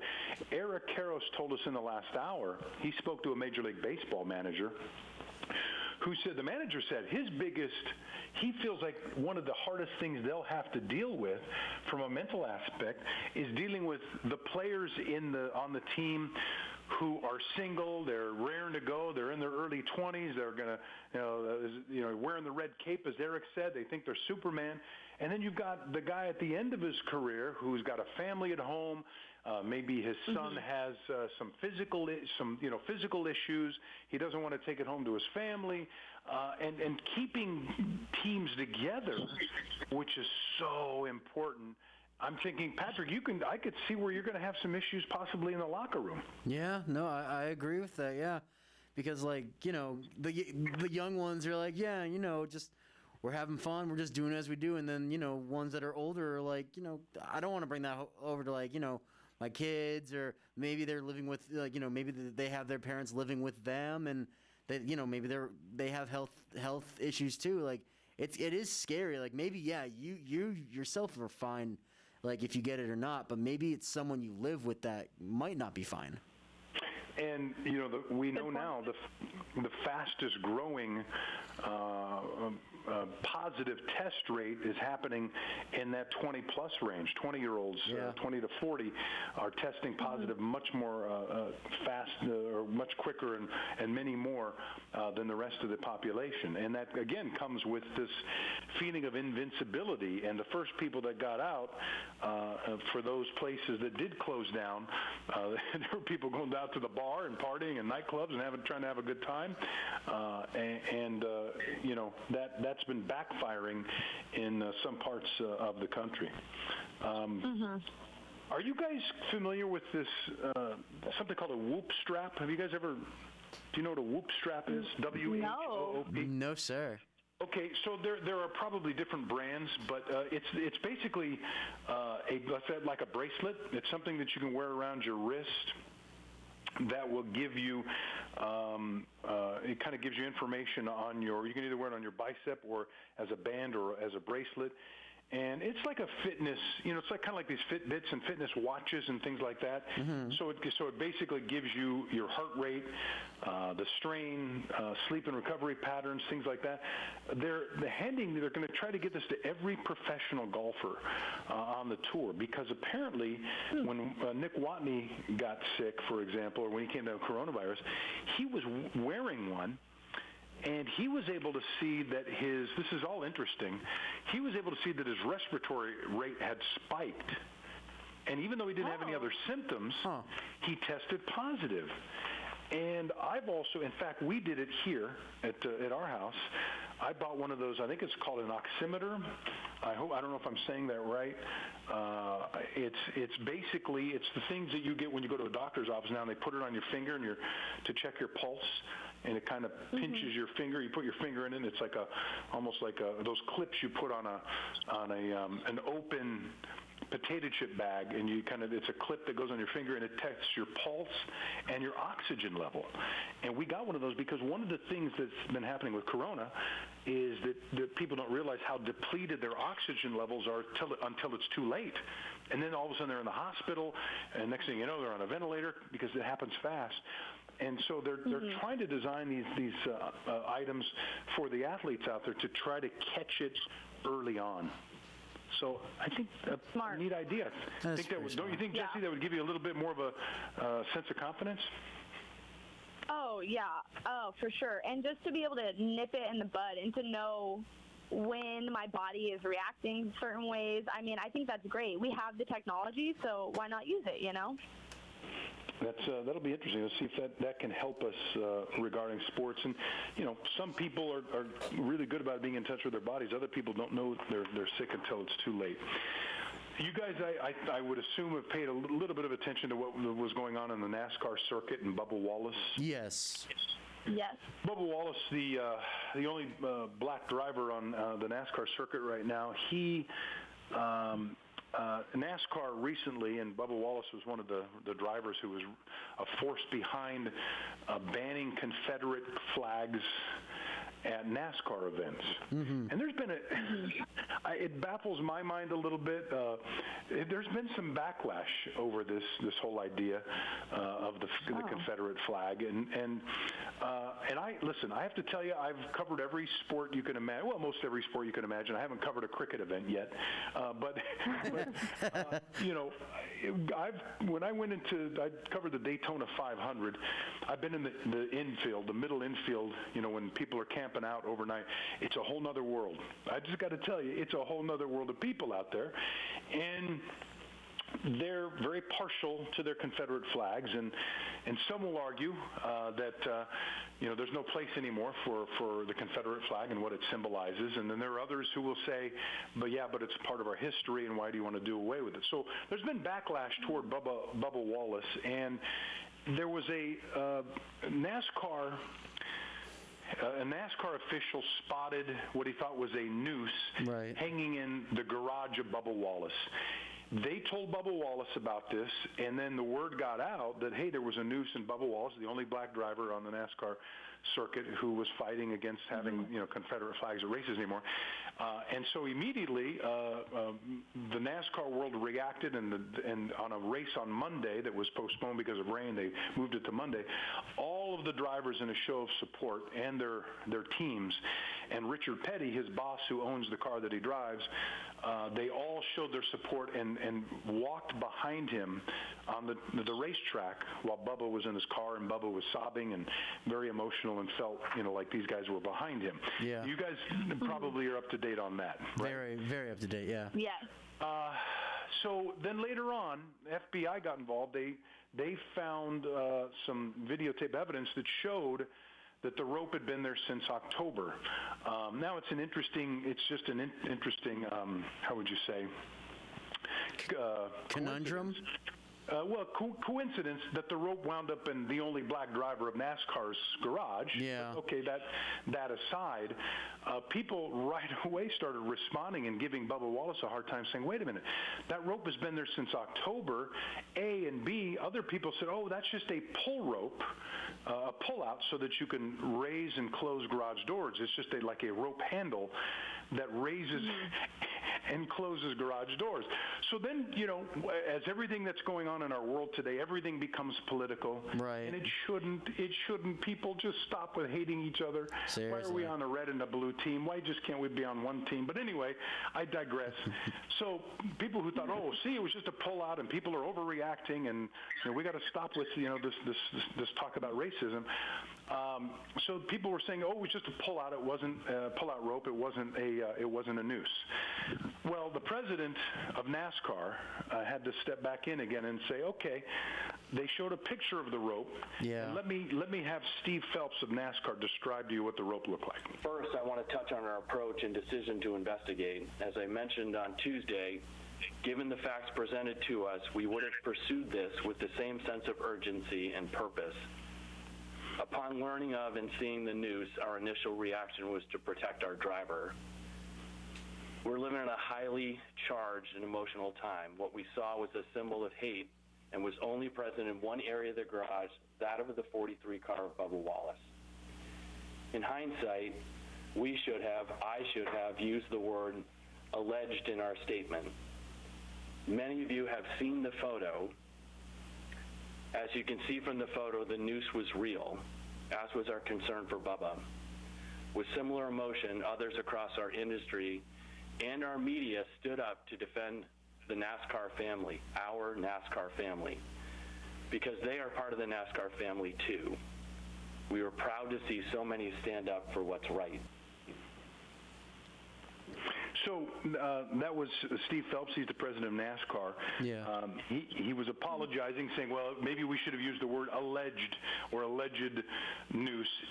You go online. You're welcome to check the rope. Make sure it's a credible news source. Yeah. Don't rely on non-credible news sources to show you the rope. Mm-hmm. Ladies and gentlemen, it was a noose. Yeah.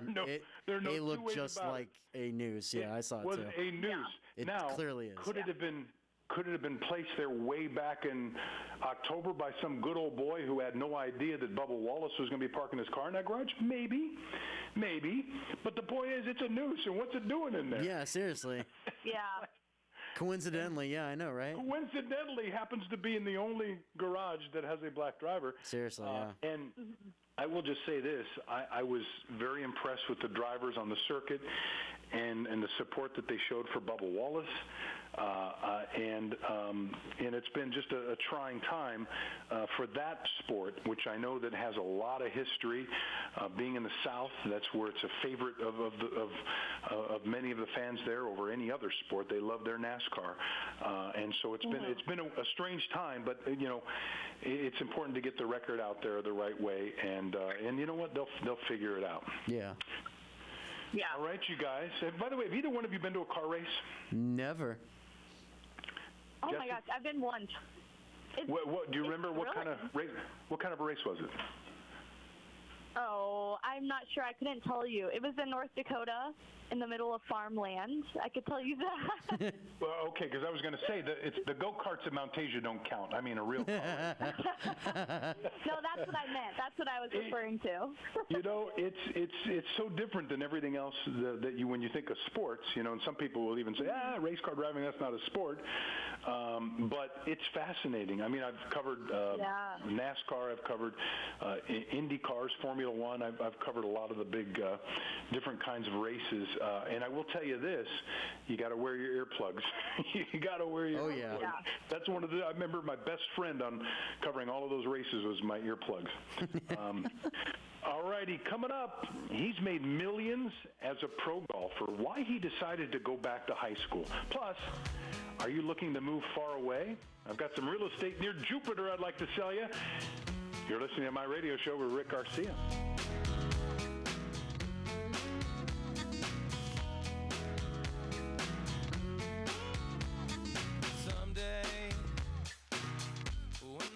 Accidents happen, but rest assured Patterson's Collision Center is here to help.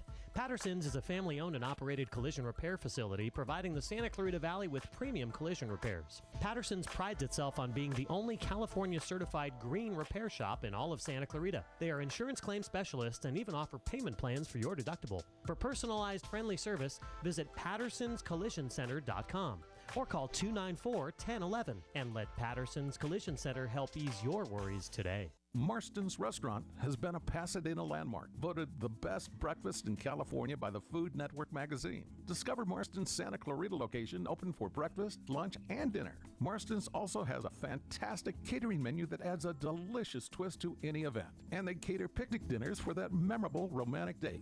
Experience Marston's on Newhall Ranch Road and McBean, or log on to marstonsrestaurant.com. Frontier Toyota, a proud supporter of my radio show with Rick Garcia, serving the Santa Clarita Valley for over 30 years. Experience Frontier Toyota's all-new hot and exciting 2020 Toyota lineup. Frontier Toyota, the Camry, Corolla, and Prius Kings. They're tops in Tacoma and Tundra trucks. Frontier Toyota, the new way of car buying. Shop from home at frontiertoyota.com or visit their showroom at Valencia and Creekside. Discover a whole new car buying experience with your friends at Frontier Toyota. Hometown.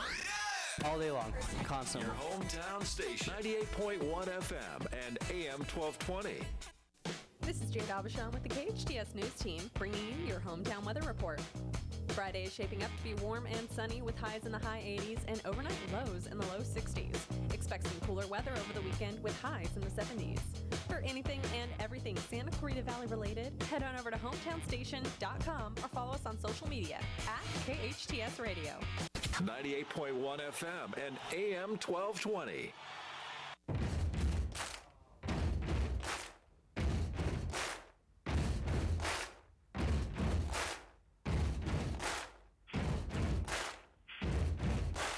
Buddy, you're a boy, make a big noise, playing in the street, gonna be a big man someday. You got mud on your face. Welcome to my radio show with Rick Garcia. I'm Rick Garcia along with Jessy Holland, Patrick Sweeka. How you guys doing? Heyo. Doing well. Name the band, Jessy. Queen.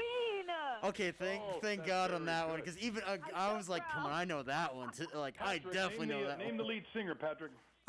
Freddie Mercury, darling. Hello, Governor. Ooh, pretty good. I tried doing a Freddie Mercury impersonation right now.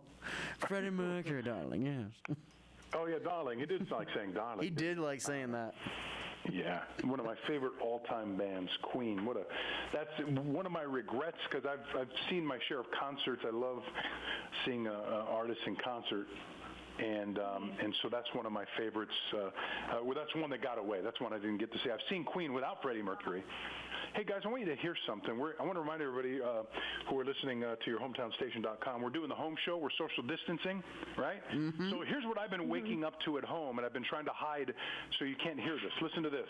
7 o'clock every morning this week. Can you hear that? Yeah. Yeah. What is that? Going on behind my house. What is it, construction?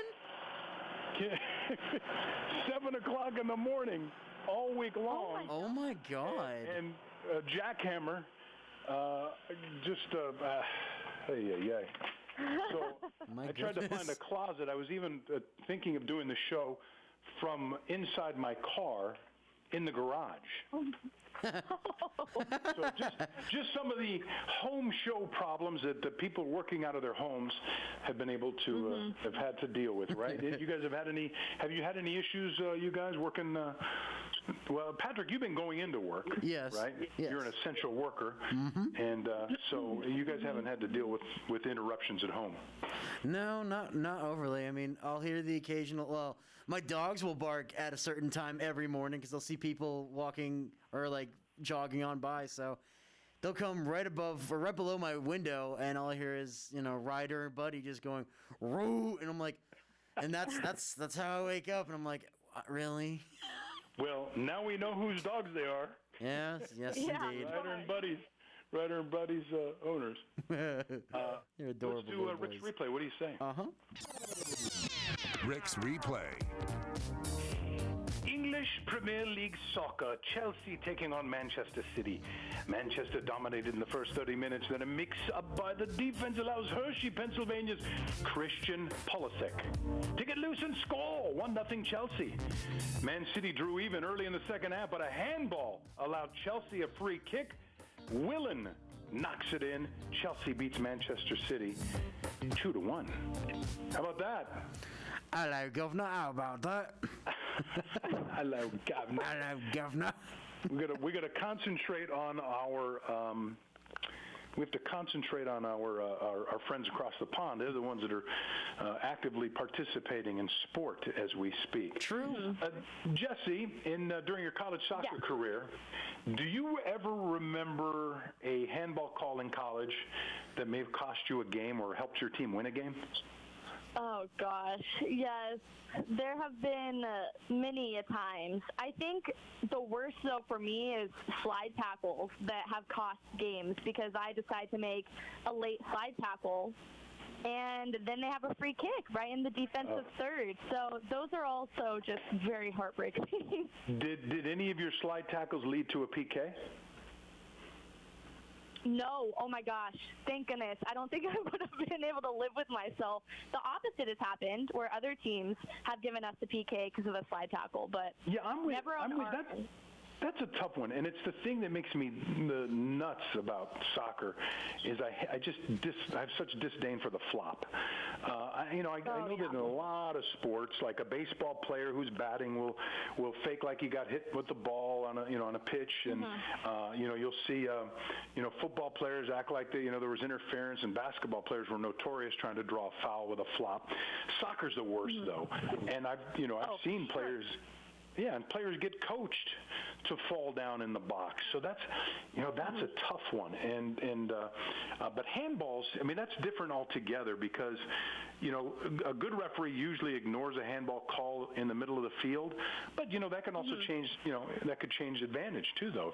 If your offense is starting to work its way down the field, a handball could stop the play. But the handballs in the box, oh my gosh, nobody really tries to do that, right?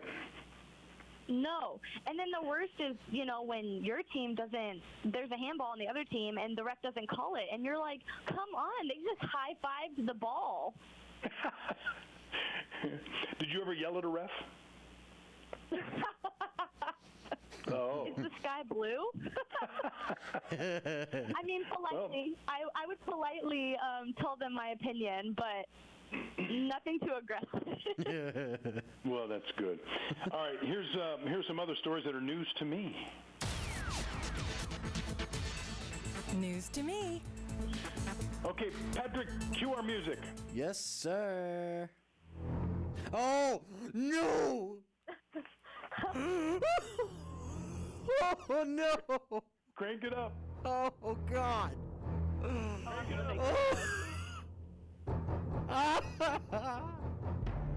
Why?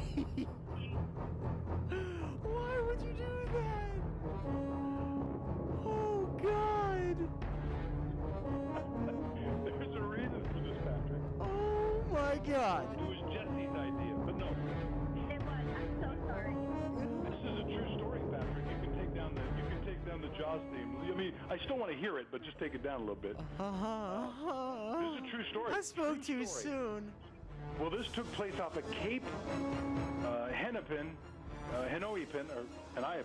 Yes, Cape Hennepin State Park Beach in Delaware over the weekend. A swimmer caught on camera handling a shark. Oh my gosh. Handling a shark. There's a great picture of this guy. These guys were fishing in their boat, and they somehow hooked a shark. As they got close to shore, people were being told, get out of the water. There's a shark. In fact, crank up the music. Oh, I had this coming.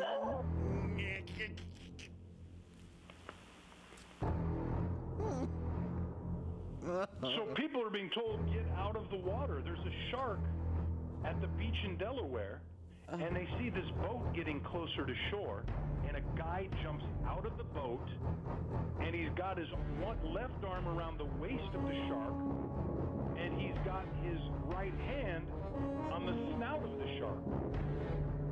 And He's trying. By the way, there were 20 people in the water.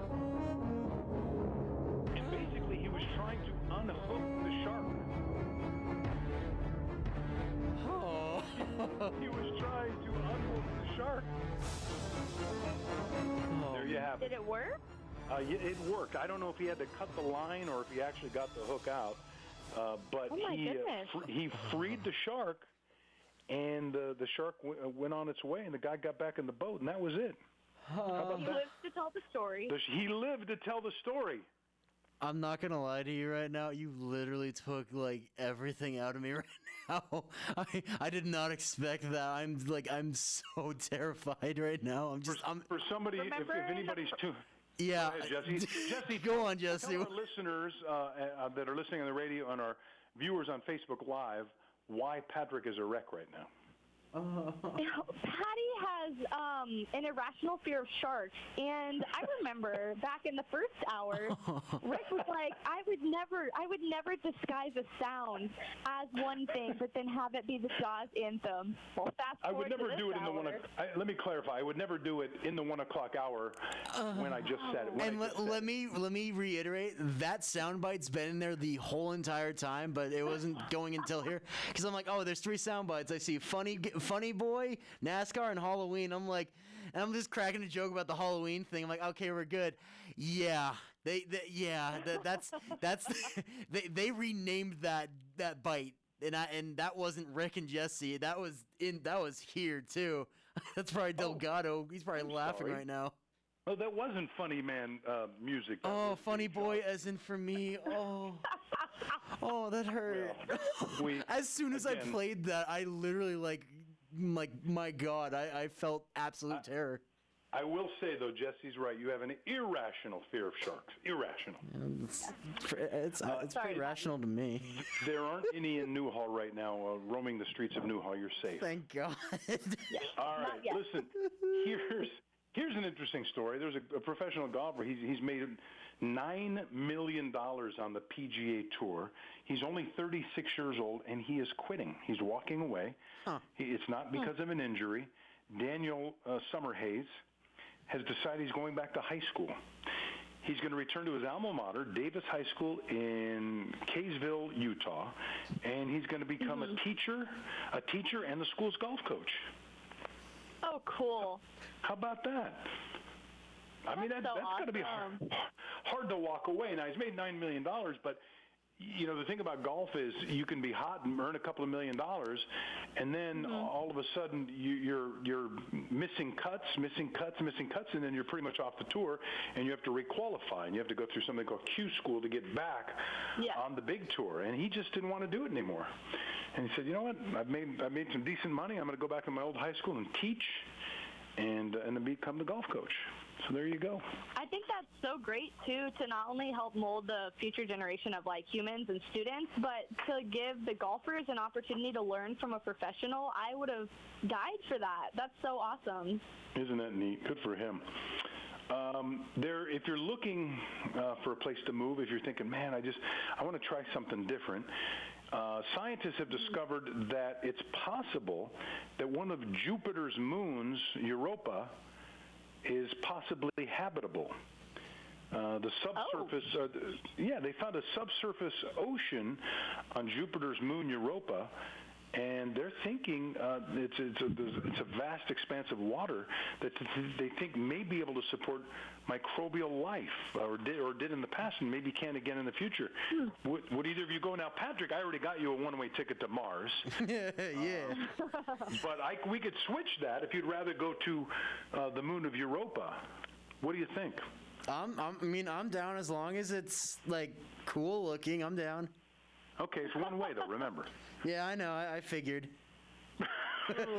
hey, listen. If you had to pick the red planet, which is a bunch of dirt and rocks, or a vast ocean, like almost all ocean, which planet or moon would you choose, Jessy? Which one would you choose? I would choose the ocean because it's a twofer. You're in space and get some marine biology while you're there. Yeah, I'm gonna have to stay on Mars, even if it's awful red looking. I'm gonna have to stay on Mars. because You worried about those European sharks? Yeah. Yeah. Can you play the music again? No. Do we really have to? Yeah. Do we really have to? No. Oh, thank God. Not if it's going to kill you. Not if it's going to kill you. I know. You know what? Let's leave it up to Jessy. You want to hit a song? I think I do. Oh, There you no, go. Jessy. We got to make her happy. Oh, God. So we're think about ocean on a moon that's near Jupiter, and this is what the music would sound like if we were on a boat. Don't say that. If we were on a boat in Europa's ocean, we would hear this sound. Sounds nice. Crank it up. Yeah, it sounds nice. Right. Right? Nothing wrong with that. Sound? So relaxing. All right, enough of that. We've overplayed that one, haven't we? Oh, you overplayed it All the right, second, coming up, 10 seconds here's into one it. you guys will like. Coming up, celebrities who did not know, that maybe you didn't know were inventors also. Plus, would you like to be in Lord of the Rings? You'll just need to look a little bit different. You're listening to My Radio Show with Rick Garcia. And don't you come back no more. What you say? Hit the road, Jack. And don't you come back no more, no more, no more, no more. Hit the road, Jack. And don't you come back no more. Oh, woman, don't treat me so mean. You're the meanest old woman that I've ever seen. I guess if you... Hi, this is Bob Schertz with the Way Out Recovery SCV, reminding you that during these unprecedented times, addiction and mental health do not take a break. If you or someone you love are struggling, please give us a call at 661-296-4444. We are open and here to help you during this time. Thanks. Save water and save money. SCV Water wants to help you find your fit and take advantage of conservation rebate programs that will help you save. Water your landscape more efficiently. Replace your lawn with water-wise plants. Conduct free in-home water surveys. Cover your swimming pool and more. Find the programs that fit your needs and start saving today. Visit conserve.yourscvwater.com to learn more. That's conserve.yourscvwater.com. Introducing the new Impossible Burger Sandwich. This is plants? This is so good. I can't believe it. This definitely tastes just as good as sausage. I think it might taste better than sausage. Get the Impossible Burger Sandwich when you order on the BK app. You can also get free delivery, only at Burger King. Frontier Toyota, a proud supporter of My Radio Show with Rick Garcia, serving the Santa Clarita Valley for over 30 years. Experience Frontier Toyota's all-new hot and exciting 2020 Toyota lineup. Frontier Toyota, the Camry, Corolla, and Prius Kings. They're tops in Tacoma and Tundra trucks. Frontier Toyota, the new way of car buying. Shop from home at frontiertoyota.com or visit their showroom at Valencia and Creekside. Discover a whole new car buying experience with your friends at Frontier Toyota. 98.1 FM and AM 1220. The community's choice. Thank you, KHTS, for keeping me posted with the latest on COVID-19.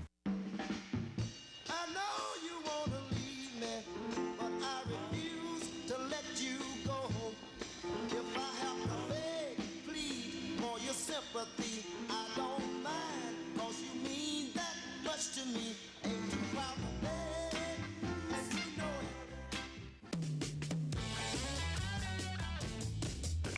it. Well, what time would that be? Who am I? Celebrity Who am I? birthdays. Celebrity birthdays. All right, let's go Okay, straight go to ahead. 3. This first one is a singer known for her long runs and high vocal falsetto. She started as an actress on Nickelodeon's Victorious and then signed with Republic Records in 2011 after the label discovered her YouTube channel. Some of her album titles since then include Yours Truly, My Everything, Dangerous Woman, and Thank You Next. It's weird. I'm drawing a blank, but it's Cat from that show, right? Am I right? Okay, that's right. It's Cat. Yeah, he is right. How could I all of a sudden be drawing a blank on her? She's very talented, by the way, great voice, and Cat, and it's and I can see her. Mm-hmm. Let's see. Go ahead, give me some more, because that'll buy me some time.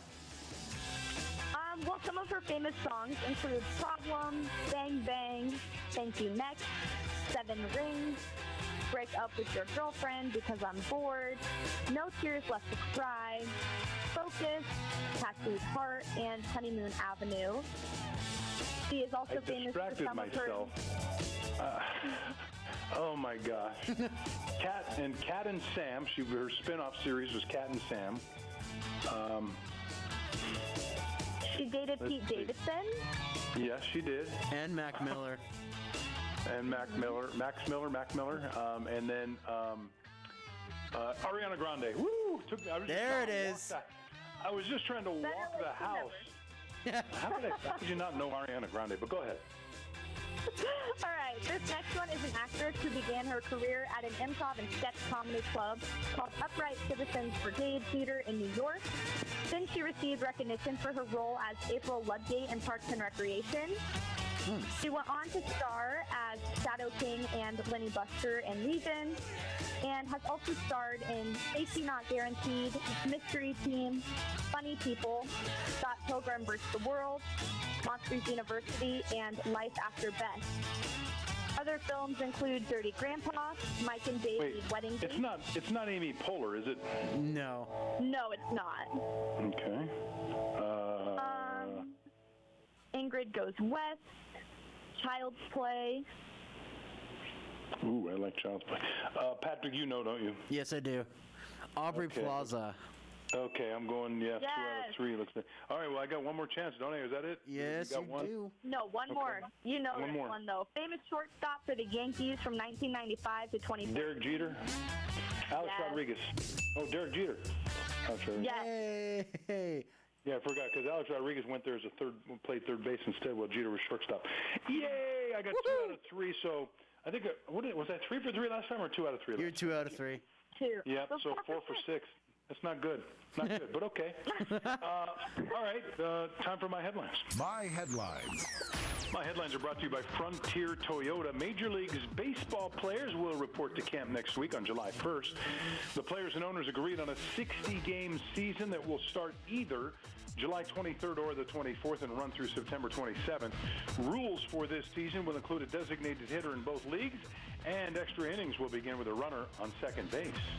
Colorado Rockies baseball player Charlie Blackmon, golfer Nick Watney, and tennis player Novak Djokovic are the latest pro athletes to announce that they have tested positive for COVID-19.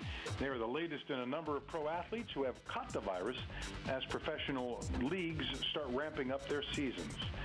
When the Lakers restart their NBA season next month, they will have to do it without guard Avery Bradley. Bradley has opted out of the rest of the season, citing family concerns. His 6-year-old son suffers from respiratory problems. Bradley stands to lose $650,000 in salary. Are you not entertained? Are you not entertained? Are you not entertained? In a Hollywood Minute. Patrick. Yes. What is our off time? Our off time is 59:50. Thank you, sir. Uh-huh. Thanks for letting us take care of a little administrative business here. Who knew that these celebrities or things were invented by these celebrities? All right, you guys, I don't know if you're familiar with musical instruments, but the drum head is the part of the drum that that the drumstick hits and makes the sound, right? Yeah. And what you have to do is there's a device that you use to stretch that drum head to give it a certain sound, and so that's a tensioning device. And a drum head tensioning device and method was invented by Marlon Brando. Huh. Marlon Brando of On the Waterfront fame. Bet you didn't know that.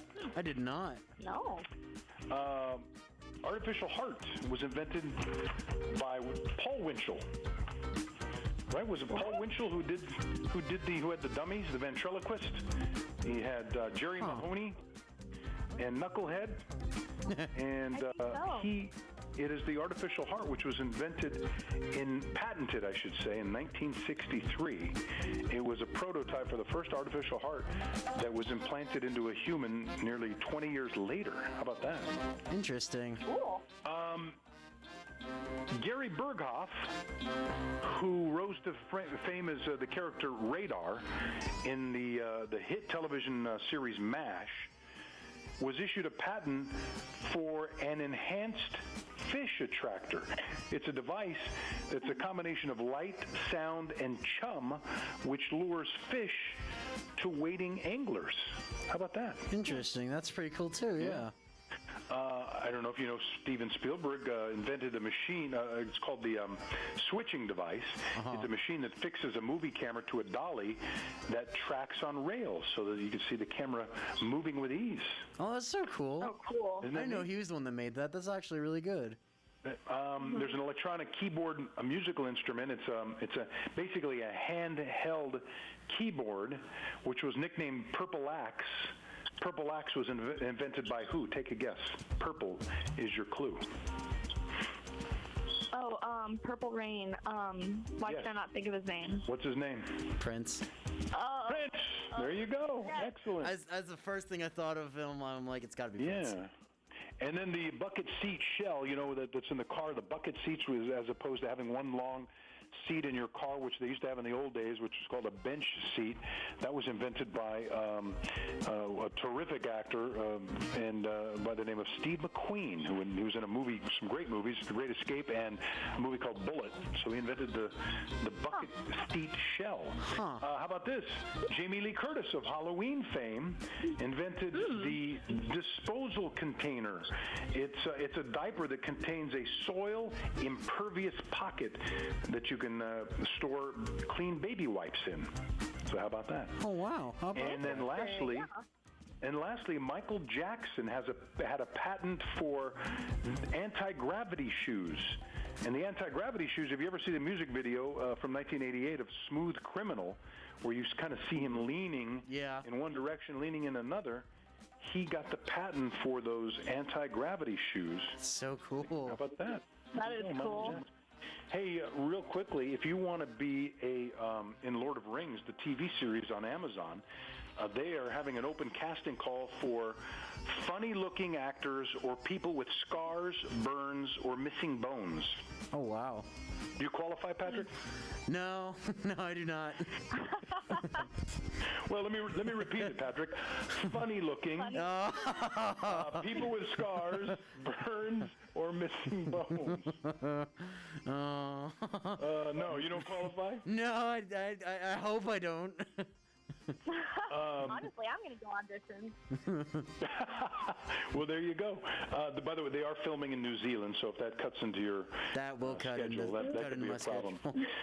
Russell Crowe told Jimmy Fallon that he almost didn't play the lead character in Gladiator. Oh, wow. He said the script. He said he got an advance copy of the script. He said it was really, really bad, but a producer called him up and said, "Here's the thing I want you to think about, Russell. It's 180 AD. You're a Roman general, and you're being directed by Ridley Scott. Just think about that." Yeah, so that's true. He took the role. To which I respond, let me hear it, Patrick. Are you not entertained? Are you not entertained? There you go. I mean, if it wasn't him, I could imagine like Keanu Reeves. Are you not entertained?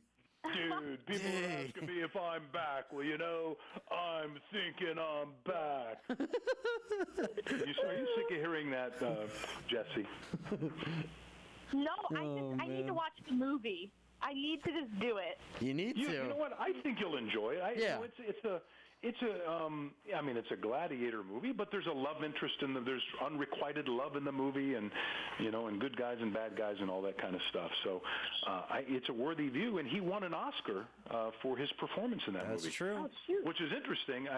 We can't give away. I won't give away the ending, but let's just say it could have been different. Okay, thanks to our guest Eric Karros. Thank you, Jessy Holen and Patrick Suika. I love you guys.